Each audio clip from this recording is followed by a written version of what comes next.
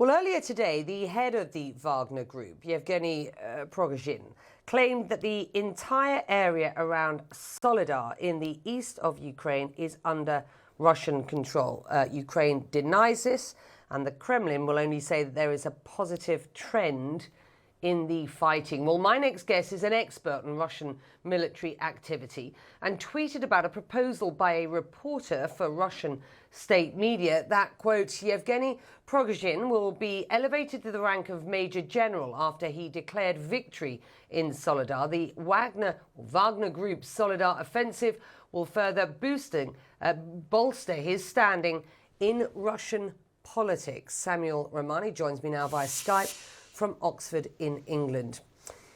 Can you just explain for our viewers who the Wagner Group is, first and foremost, and who it is who runs it? So the Wagner Group is nominally a private military company, but private military companies are illegal under Russian law. In practice, it's basically a paramilitary organization that is closely aligned with the main intelligence directorate, the GRU. The head of the Wagner Group, or its main financier, is Yevgeny Prigozhin.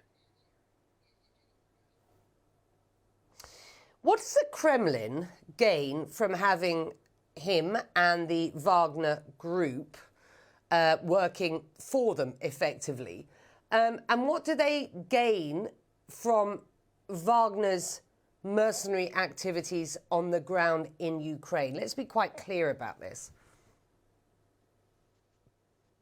Well, the Wagner Group, first of all, adds additional manpower to the Russian military, and 40,000 conscripts from the prisons before the major mobilization drive were announced was a significant boost to the Russian fighting force.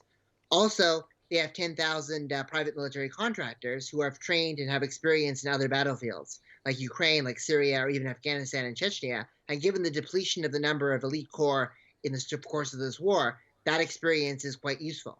Also, the Wagner Group is adept at seizing control over mineral assets and carrying out political interference and disinformation campaigns. So it can really augment Russia's vision for hybrid warfare.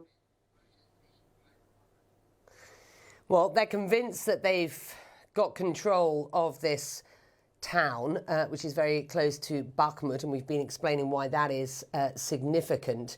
What I did think was important was that Prigozhin yesterday just suggested the Ukrainians have been fighting with honour. It did seem odd coming from a man whose reputation stands before him, as it were. Wagner's ambitions have not gone unnoticed in Washington, D.C. Take a listen to what the U.S. Deputy Assistant Secretary for Defense said at a briefing a few days ago.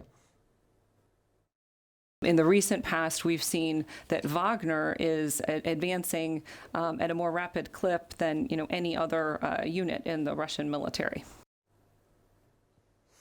Cracks starting to emerge in Wagner's relationship, certainly with the other Russian military. Are we seeing cracks with the Kremlin, particularly Russian Defense Minister Shoigu? And if so, what comes next? What's the end goal here for Wagner? So Prigozhin has had a long-standing negative relationship with Sergei Shoigu that even predates this current war. In fact, it dates back to the campaign in Syria, when the Wagner Group was often directly being hired by Assad over the head of the Russian Defense Ministry to carry out certain guardianship operations as well as emergency operations. And now, with Prigozhin trying to take advantage with the frustration amongst nationalists in Russia towards how this war is being prosecuted, has used his Telegram channels to smear Shoigu and Gerasimov.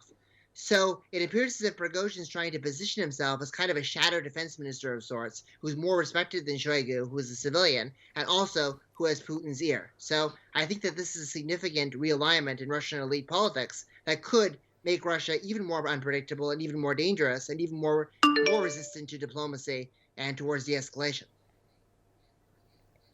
It's good to get your analysis. It's an important story, extremely important story on the ground. We are 10.5 months into this conflict, and we have seen some of the most brutal trench warfare around Soledar as that battle continues.